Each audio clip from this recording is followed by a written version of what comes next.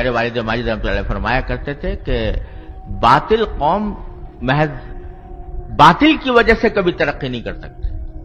ان الباطل کان زہوقا. ترقی اگر کوئی کرتی ہے، کسی باطل کو ترقی کرتے ہوئے دیکھو تو ضرور سمجھ لو کہ اس باطل کے ساتھ کوئی حق لگا ہے جس نے اس کو ترقی دی.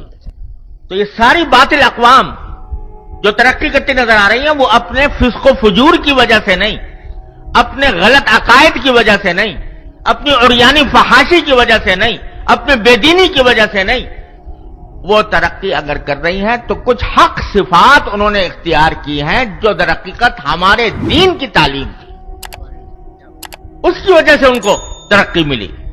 اس کی وجہ سے ان کو دنیا کے اندر اللہ تعالیٰ نے یہ قاعدہ رکھا ہے کہ کافر کرے کام یا مسلم کرے، جیسا کام کرے گا دنیا میں ویسا نتیجہ پالے گا وہ. آخرت کا معاملہ اور ہے. آخرت میں تو ایمان شرط ہے عمل کا ثواب ملنے کے لیے، لیکن دنیا میں مسلمان کرے یا کافر کرے، جیسا کام کرے گا ویسے نتائج اس کو دنیا کے اندر مل جائیں گے. تو ان لوگوں نے جد و جہد کی، محنت کی، قوم کی تربیت کی، ان کو طریقہ سکھایا.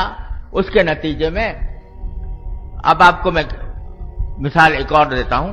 ایک مرتبہ میں برطانیہ میں ایک ٹرین کے اندر جا رہا تھا، تو مجھے ضرورت پیش آئی کہ میں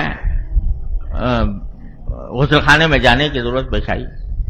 تو وہاں جا کے دیکھا تو اس پر لکھا ہوا تھا کہ یہ آکوپائیڈ ہے، یعنی ابھی اس میں اندر کوئی ہے. تو میں آ کر بیٹھ گیا کہ جب خالی ہوگا تو چلے جائیں گے.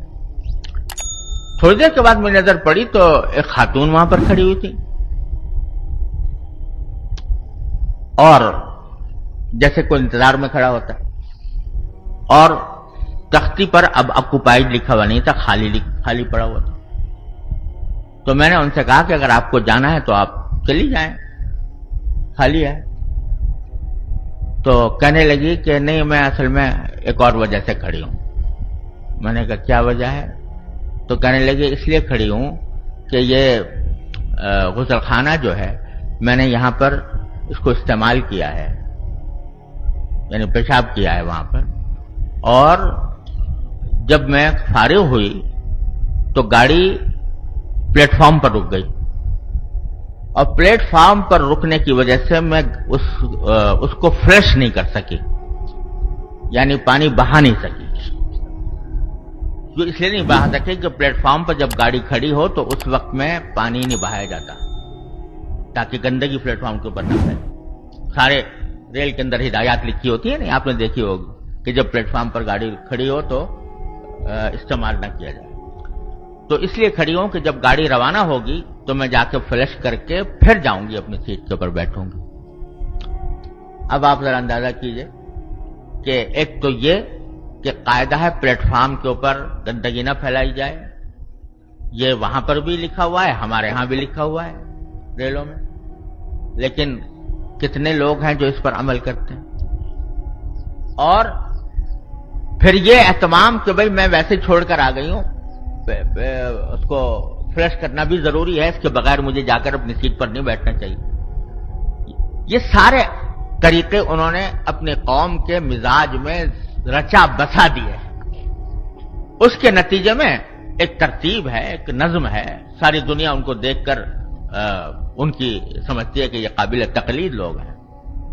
یہ ساری باتیں ہمارے دین کی باتیں تھیں، لیکن انہوں نے ان کو اختیار کر لیا اور اس کے نتیجے میں وہ آگے بڑھ گئے، دنیا میں آگے بڑھ گئے.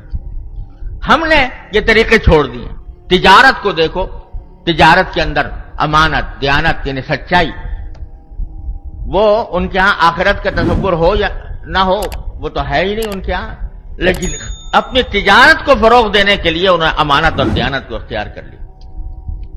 تو غرض عرض یہ کر رہا تھا کہ معاشرت کا ایک باب بڑا طویل باب ہے، خود شریعت کا حصہ ہے، اس کی طرف ہماری توجہ نہ ہونے کے برابر ہے.